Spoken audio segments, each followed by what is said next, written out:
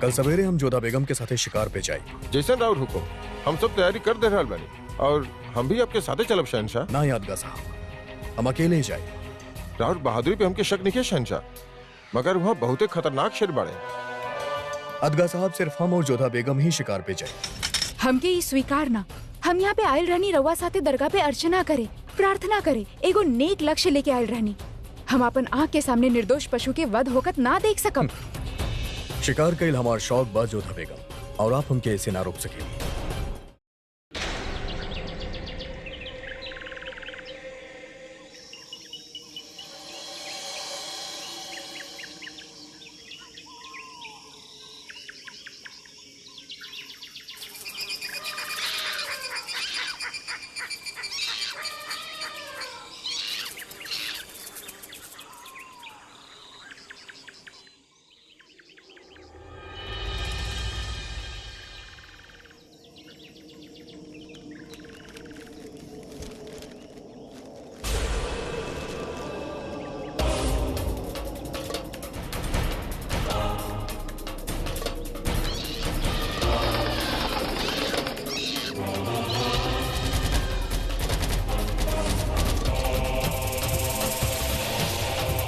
परिंदा शोर मचावता रे,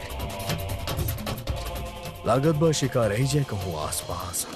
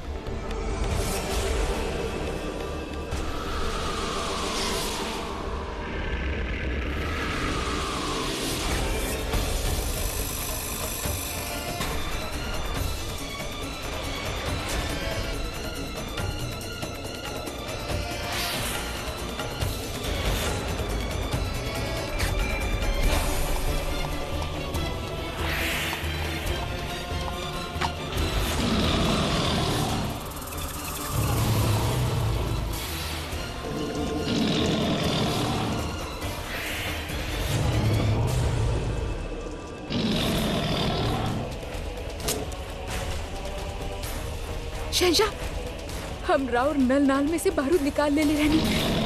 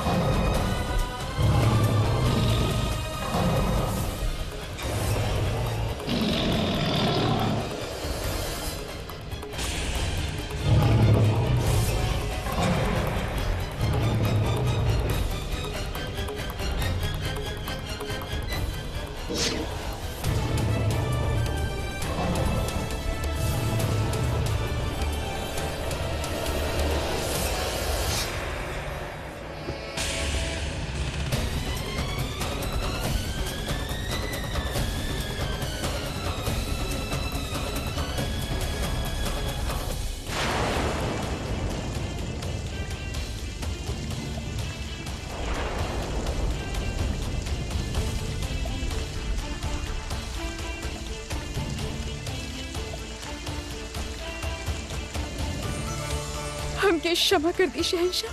हमके लागत कि रउआ हिरन के मार दिए, ऐसे हमरा और नल नाल में से बारूद निकाल ले रहनी।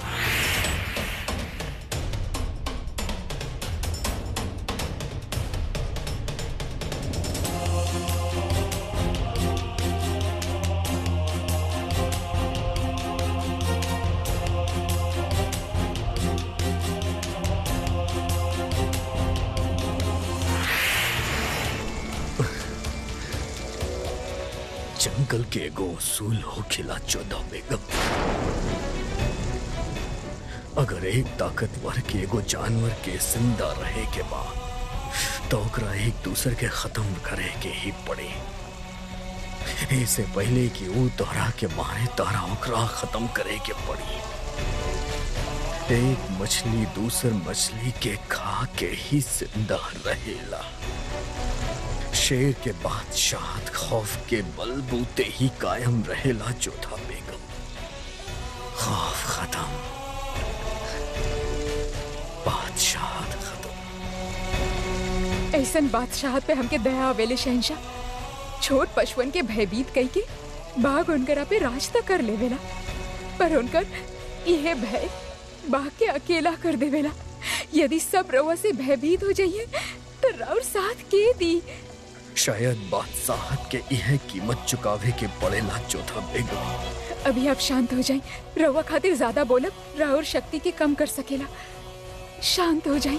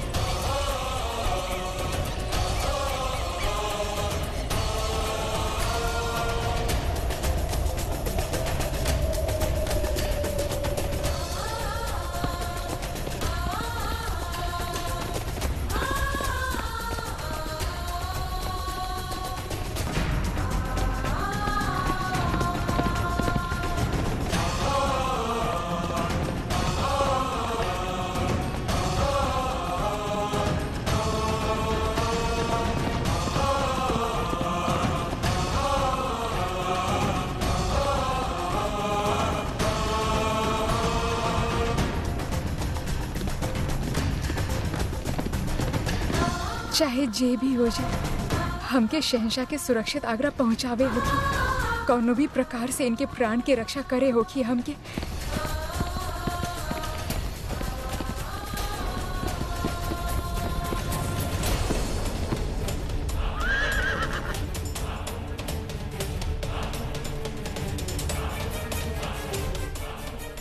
शहंशाह, शहंशाह।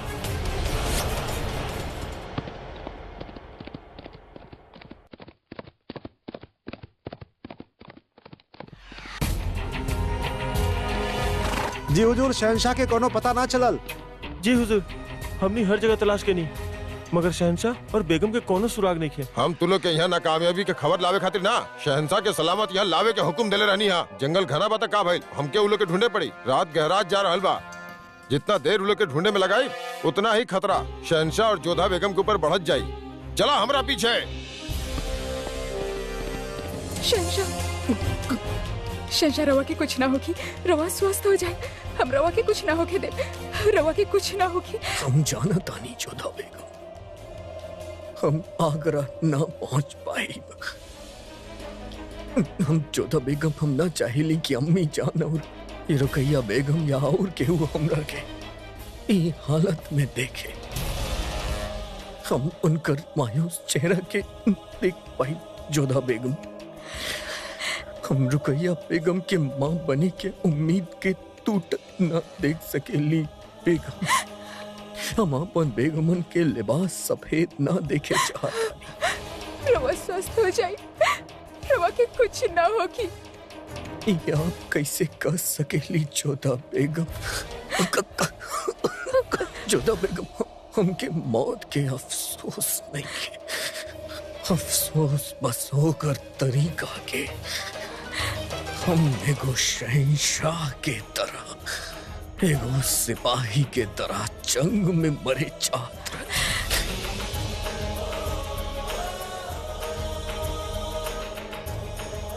जोधा बेगम, जोधा बेगम।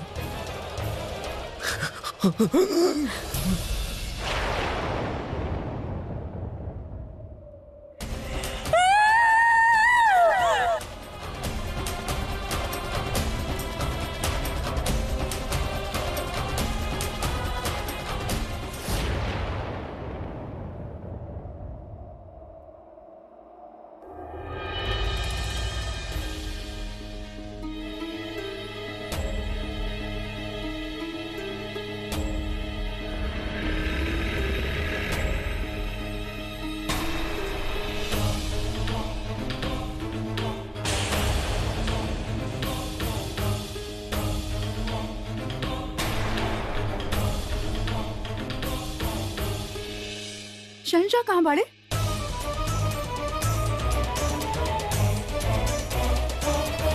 हम रउआ से पूछ रहल बानी, कहाँ बाड़े जलाल?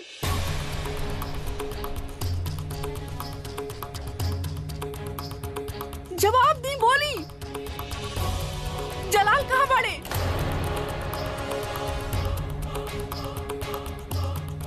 बोली, जलाल कहाँ बाड़े? शहंशाह ना रहे, उनका मृत्यु हो गई।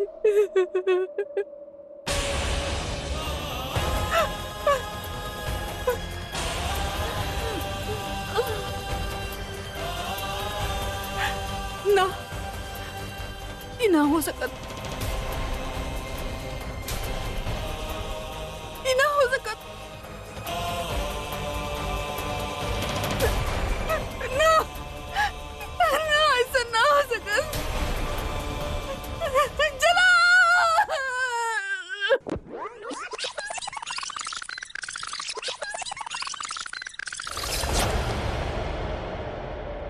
शहंशाह आँख खोली, हम रवा के कुछ ना होके दे। आँख खोली, हम यहाँ पे राउर भविष्य के प्रार्थना करे आए रहनी, राउर मृत्यु पे विलाप करे ना आए रहनी। खोली आँख। शहंशाह, हम रवा के ना मरे दे, रवा के जीवित होके शहंशाह।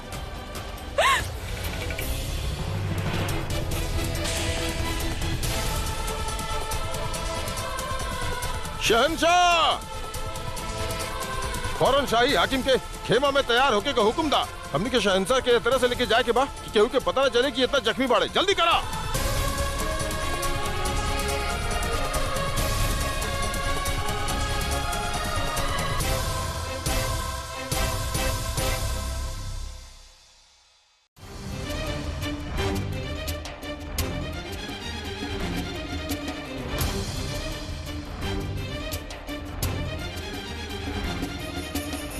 शहंशाह, शहंशाह,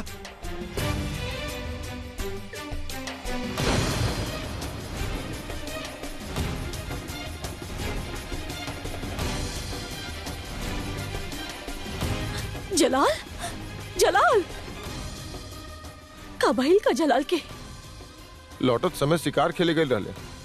हम बहुत मना करी, लेकिन शहंशाह अकेले जाए के जिद करे लगले। बादशाह सलामत बेहद बहादुरी के साथ शेर के सामना करे, मगर इस जंग में वो जख्मी हो गए।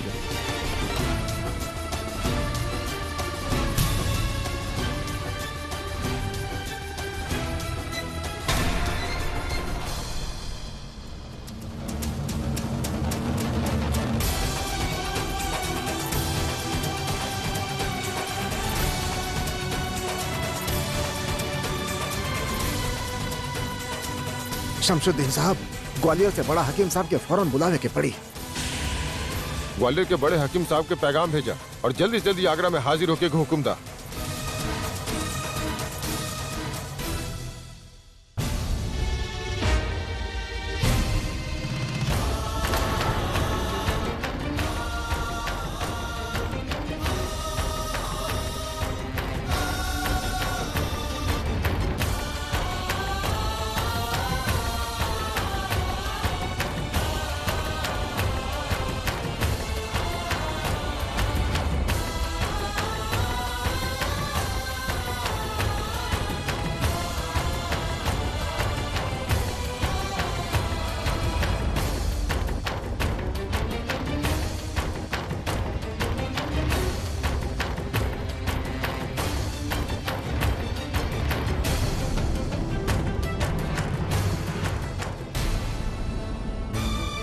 जल्दी से मलिका आजम के अपना हुजरा में ले जाएं। और हाँ, एक हकीम पेशे खिदमत रहे हमेशा उनके साथ है।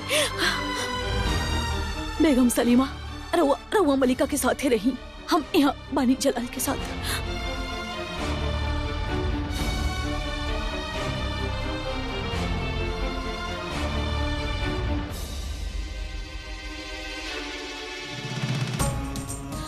फौज की इत्तला की जाएगी, तैयार रहे। शहंशाह होश में नहीं खे, तख्त के पावे खातिर दुश्मन कभी भी हमला कर सकेले। जब तक शहंशाह होश में ना आवेले तब तक हम वजीर आलिया होके के नाते फौज के कमान संभालब।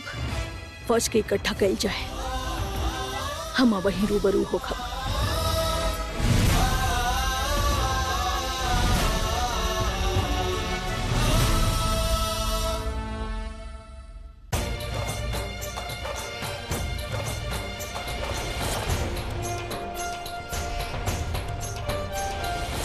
हम जोधा बेगम हम ना चाहिए कि अम्मी जान और ये रुकैया बेगम या और केहू हमरा के ये हालत में देखे।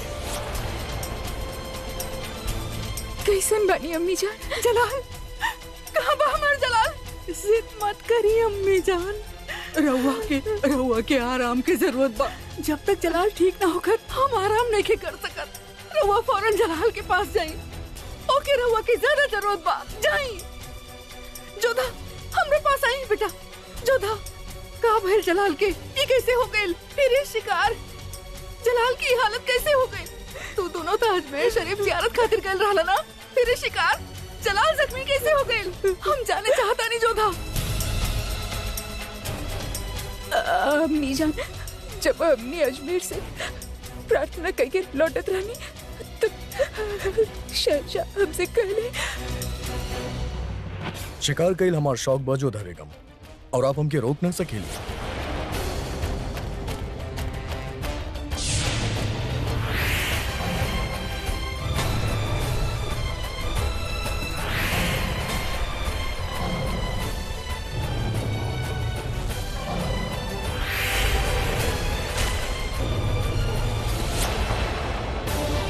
ना, हम ना मानी ले जोधा।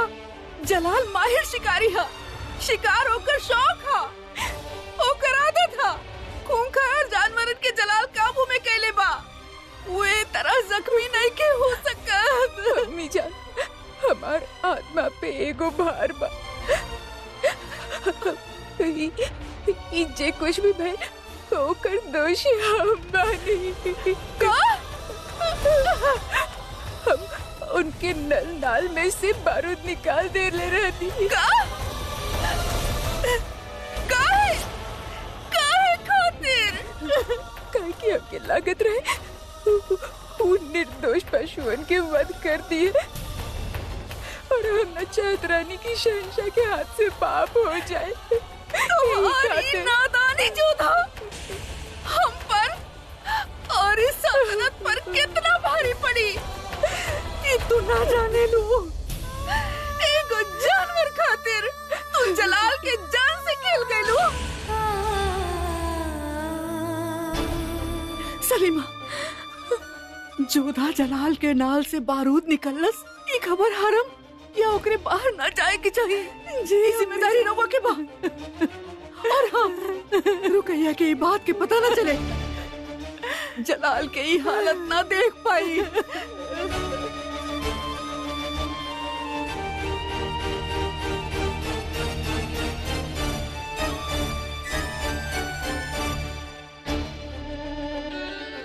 करिया जोधा कि जलाल सलामत रहे, वरना इस सल्तनत पर का जलजला आई एकर अंदाजा तू ना लगा सकेलू।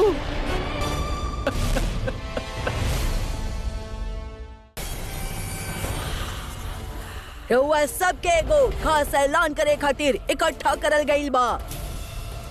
मुगल सल्तनत मुश्किल में बा। राउर शेर दिल शहंशाह शिकार करत करत जख्मी हो गइल बाड़े। उनकर भी हालत नाजुक बा और मुगल सल्तनत के भी दुश्मनन तक की बात के खबर ना पहुँचे के चाहिए कि शहंशाह के तबीयत नासाज बा। होशियार रही। महल के अंदर कबो भी कहीं भी कोनो अजीब हरकत होकर दिखाई देवे तो ये आला अफसरन के फौरन आगाह कर देहल जाए। आज वक्त आ गइल बा मुगल सल्तनत से अपन रिश्ता के हक अदा करे के और कसम खाई रउआ ई हक अदा करब। शहंशाह जलालुद्दीन मोहम्मद जिंदाबाद। शहंशाह जलालुद्दीन मोहम्मद जिंदाबाद। जिंदाबाद। शहंशाह जलालुद्दीन मोहम्मद जिंदाबाद।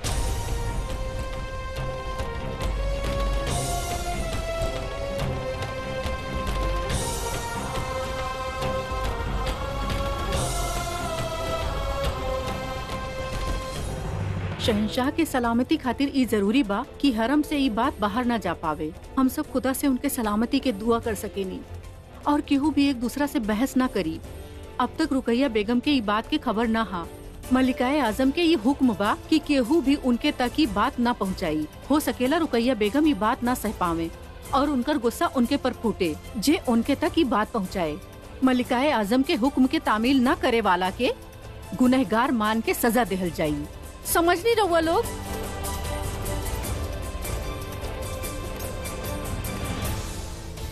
अब के कही रुकैया बेगम से कि शिकार के वक्त जोधा बेगम शहंशाह के नरनाल में से बारूद निकाले रहनी। का जोधा बेगम? हाँ, वो शहंशाह के बंदूक से बारूद निकाल लेनी। जानबूझ के निकाल ले हो खियान। बहुत खूब। जे काम हमके करे के चाहत रहे वो जोधा बेगम कर देली। बस एगो कमी रह गई। नरनाल से बारूद निकालने के बजाय वो बारूद जलाल के सीना में दाग देवे की चाहत रहे। एक तरह से उनका बदला भी पूरा हो जात और हमार मकसद के अंजाम मिल जात। खैर, जंगल ना सही, शाही महल ही सही, जलाल के मौत तक तय बा। बाकी शहंशाह भी जिंदा बाड़े। कितना देर तक रही हैं? कब तक रही हैं? जलाल खतरा के दायरा में बा।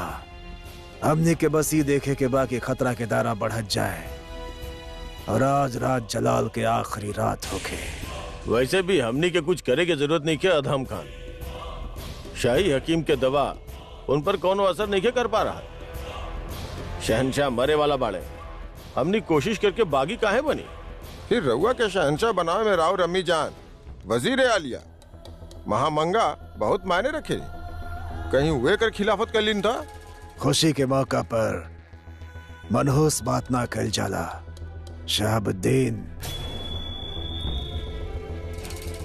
कल मुगल सल्तनत के तख्त पर अदहम खान के ताजपोशी होगी, जेकर जश्न हमने अभी से मनावल जाए। मलिकाए आजम की हुक्म बा कि रुकैया बेगम के अतर के कोनो खबर न कल जा सकेला। वफादारी दिखावे के इहे ते वक्त बा। केहू ना केहू के त रुकैया बेगम की बात बतावे के ही होखी। सबसे बड़ा वफादार था होशियार खानी बा। उनके ही वफादारी निभाई के होखी ना। केहू भी रुकैया बेगम के पास ये खबर न पहुंचाई।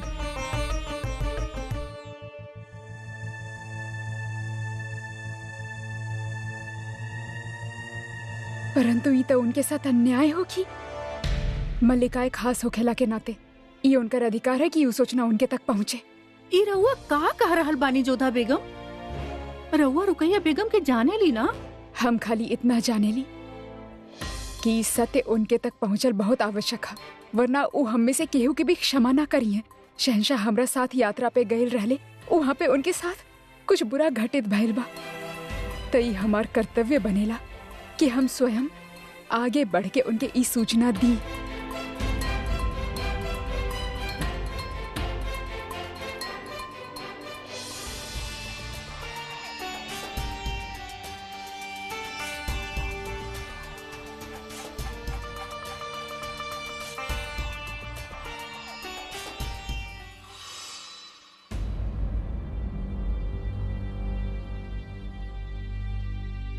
हमके रुकैया बेगम से मिले के बा। गुस्ताखी माफ होके जोधा बेगम, ए वक्त रुकैया बेगम आराम कर रहल बानी, रउआ उनसे ना मिल सकेनी। हम कहनी ना, हमके उनसे मिले के ही बा।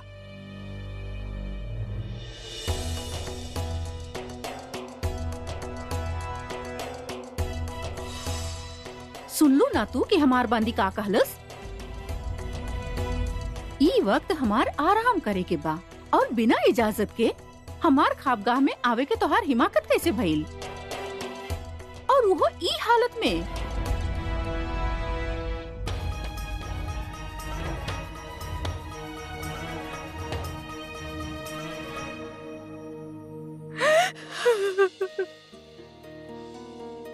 जलाल कहाँ बा?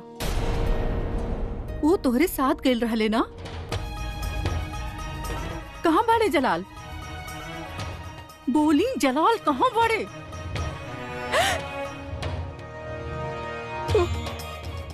एगो बाघ हमनी पे आक्रमण कैलस और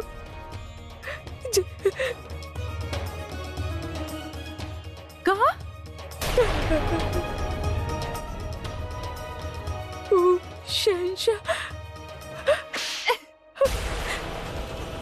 वो का?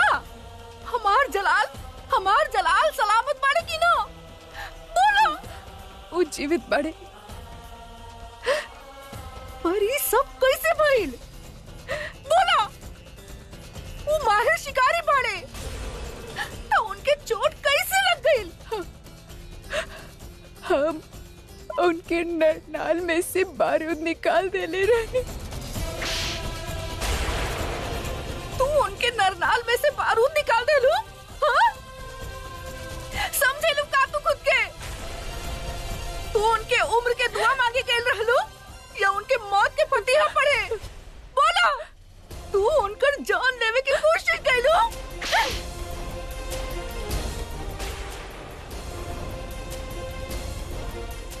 हमके लागत क्यों निर्दोष पशुओं के वध कर दी है।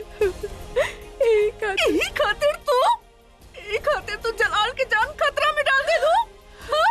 एगो जानवर के बचावे खातिर तू जलाल के जान?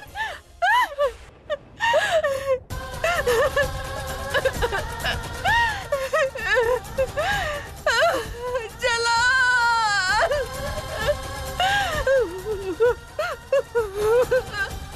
जा यहाँ से!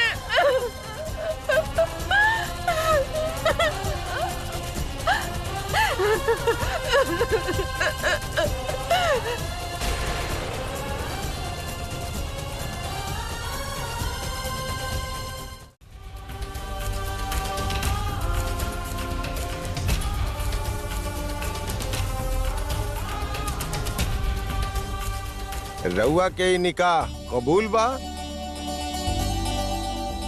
कबूल बा। रउआ के ई निकाह कबूल बा? कबूल है।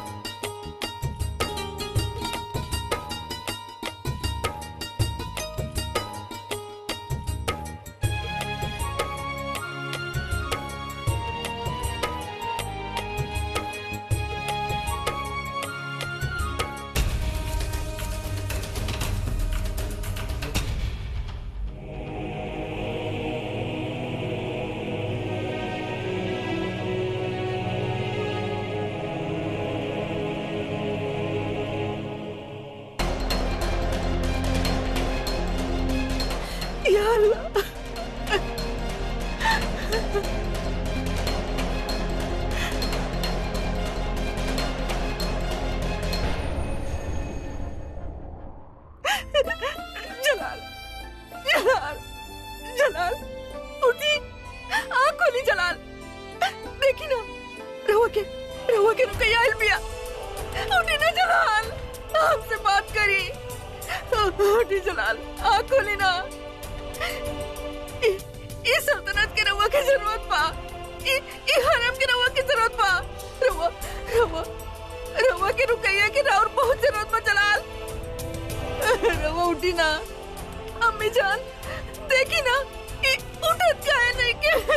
उठी उठी जलाल, उठी। ग्वालियर के हकीम साहब के पैगाम भिजवैले रहनी, जितना जल्दी वो यहाँ पहुँचियन उतने बेहतर होगी। आवे वाला वक्त बहुत नाजुक बा शहंशाह खातिर, बहुत खून बह चुकल बा, रुके के नाम ना ले रहल बा। जख्म में मवाद आयल भी शुरू हो गई बा। या अल्लाह रहम करी।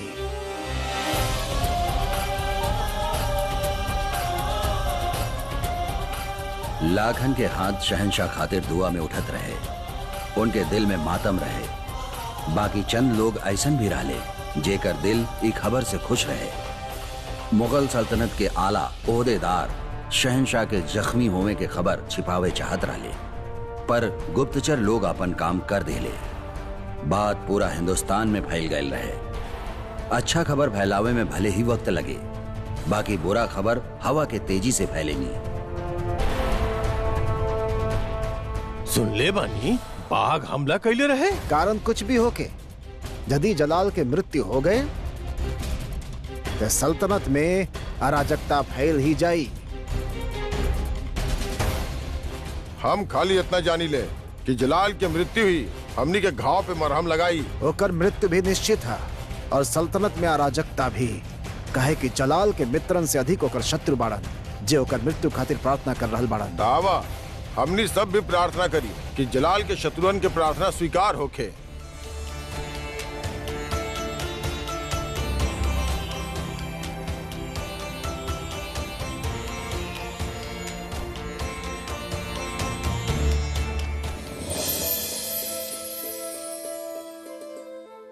दादी साहब, सुजामल भाई साहब के चिकित्सा खातिर चुगताई खान साहब जे हकीम भेजले बाड़े, हम उनके सहायता खातिर जाएं।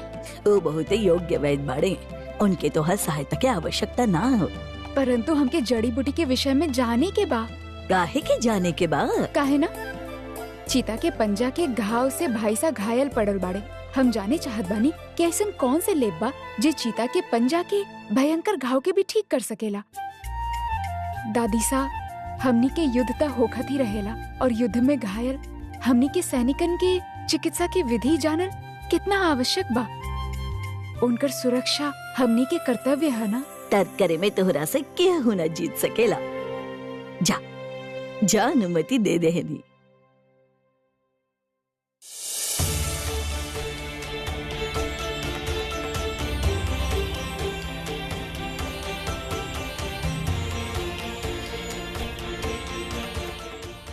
जोधा, अच्छा भाई अम्मी जान, रवा स्वयं ही आ गई नी। हम शहंशाह खातिर लेप तैयार कईनी हा। हमके विश्वास हा ई लेप उनके घाव के शीघ्र भर दी। चंदा, ये मरहम जाके हकीम साहब के दे आई। कहिया जलाल के जख्म पे लगा देवे और कहिया कि हमार हुक्म हा।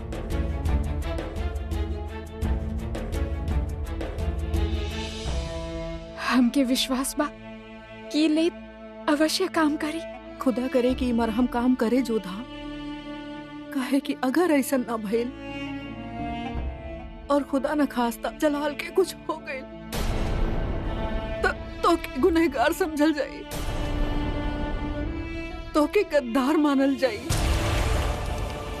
ए वक्त खतरा से बाहर ना ही जलाल बा और ना ही तू। हो सकेला कोनो बांधे तोहार कत्ल कर देवे, कहे कि तोहार वजह से उनकर बादशाह खतरा में पड़े। हो सकेला कोनो बेगम ओके यही खातिर जहर दे देवे, कहे कि तोहार वजह से ओकरा शौहर के जान पे बनाइल बा। हो सकेला तो के गद्दार मान के कोनो सिपाही तोहरा पे हमला कर देवे, कहे कि तोहार वजह से ओकर सरपरस्त शहंशाह आज मुश्किल में बाड़े। तो ले लेवे दीना हमार प्राण अम्मी जान। हमरा कारण केहू के तो मन के शांति मिली जब वो मान चुकल बाड़े कि हम अपराधी बानी। तो हमके मर जाए दीना अम्मी जान। हमके अम्मी जान कहेलू और चाहत बाड़ू के तोहार जान के खतरा होके दी हम। एगो माँ आपन जान पे खेल के भी आपन बच्चन के हिफाजत करेले जोधा। तू सिर्फ हमार बहू ही ना, हमार बेटी बाड़ू। जलाल के तरह तोके भी खतरा में ना देख सकेनी हम। दुआ कर रहल बानी कि जलाल जल्दी दुरुस्त हो जाए। बाकी जब तक ऐसा न होखत तू यही होजर में रहबू। तू यही जे से बाहर ना जाइबू।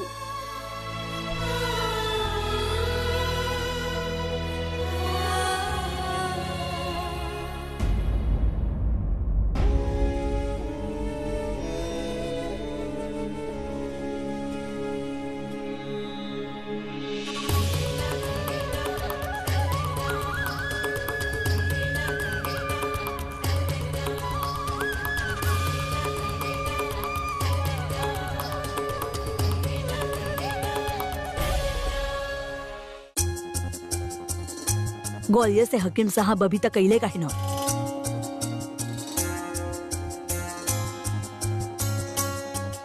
महामंगा जी, ये जड़ी बूटी हमीदा बेगम भेजवैले बानी शहंशाह खातिर। जोधा बेगम के तैयार कैले बानी। जेकरा वजह से जलाल की ये हालत भइल बा, ओकरा पे अब भी यकीन बा मलिका आजम के।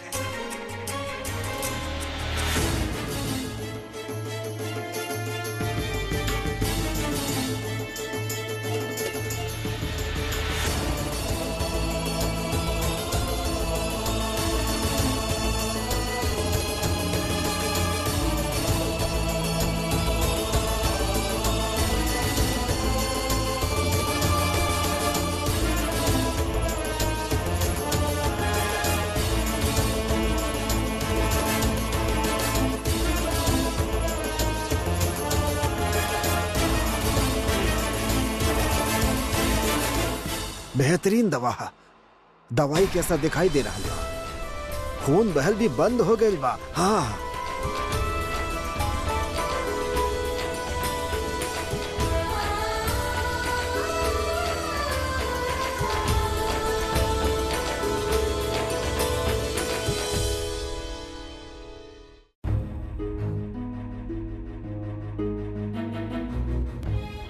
कहा भाई हकीम साहब, रवा हम सबके यहाँ आवे के पैगाम काहे भेजले?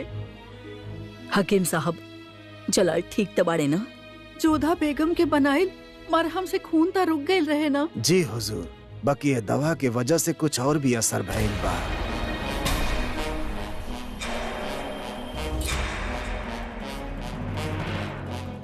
शहंशाह के बुखार और भी बढ़ गइल बा। जिस्म आग के तरह तप रहल बा। ठंडा पानी के पट्टी के बाद भी बुखार कम होके के नाम ना ले रहल बा। अगर यह हाल रहल त शहंशाह खातिर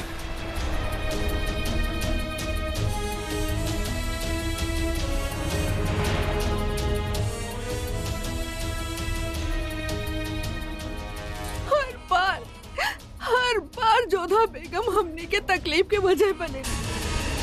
पहले मन के वजह से शहंशाह के ये हालत भइल और अभी हम कह रहल बानी ना अम्मी जान, ये सब उनकर ही करल बा। ये सब वो जानबूझ के कहले बानी। गुस्ताखी माफ होके मल्लिका आजम। बाकी रउआ के बेगम जोधा के शहंशाह की इलाज करे की इजाजत न देवे के चाहत रहे। ना जाने वो दवा में कौन से जहर मिलेले हो किए।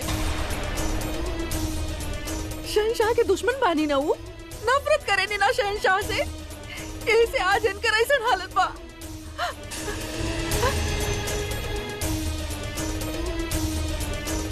अग्गा साहब, ग्वालियर से जे हकीम आवे वाला रहले, वो कहाँ बाड़े? अब तक काहे न पहुँचले? हाकिम साहब धौलागिरी के पहाड़ पार करके आगरा की ओर बढ़ चुकल बाड़े। हकीम साहब, रउआ शाही हकीम बानी। राउर फर्ज बा शहंशाह के ठीक करल। रउआ के जौन चीज के जरूरत हो के हम यहाँ पर मंगवा दे। रउआ यूं हाथ पे हाथ धर के ना बैठ सकेले। रउआ के जलाल के बचावे के हो कि हकीम साहब। हकीम साहब रउआ ऐसे मत देखी, हमके बहुत डर लागेला। हम रउआ सामने रहम के भीख मांग रहल बानी, हमार बच्चा के बचा ली। हकीम साहब खुदा के वास्ते हमार बच्चा के बचा ली, कुछ भी करी। अब तो खुदा के ही सहारा। या अल्लाह।